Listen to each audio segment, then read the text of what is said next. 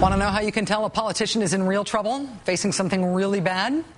When asked directly about that trouble, the politician will change the subject to anything but the answer to that question about that trouble. Anything.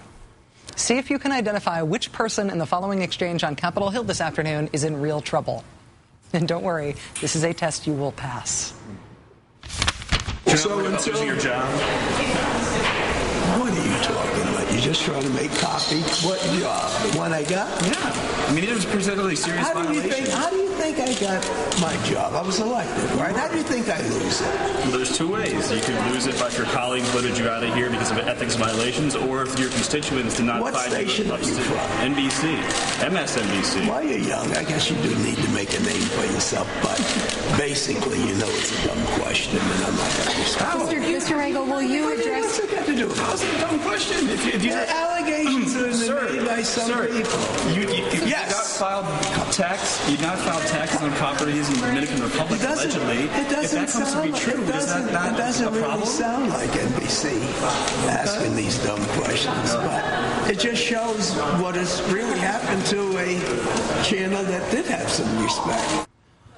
Wow. That was Democratic Congressman Charlie Rangel of New York, a congressman since 1971, completely blowing off a legitimate question from our own Luke Russert by insulting Luke Russert and our own Fair News Division. What prompted such a classic attack the messenger maneuver from the former chairman of the House Ways and Means Committee?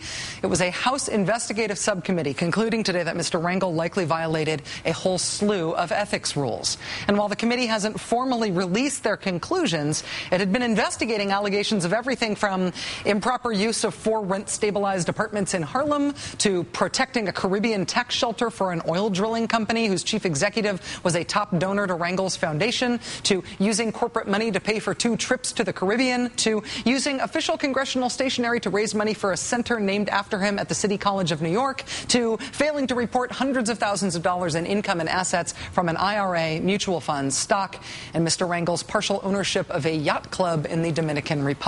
The list goes on and on.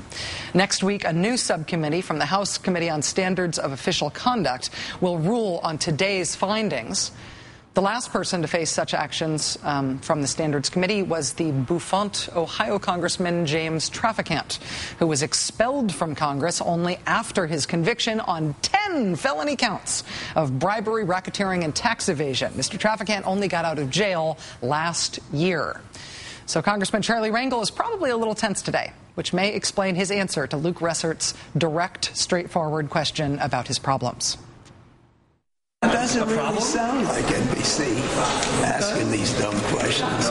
If you translate that from politician in deep trouble into English, it translates as, I'm obviously in deep trouble, kid.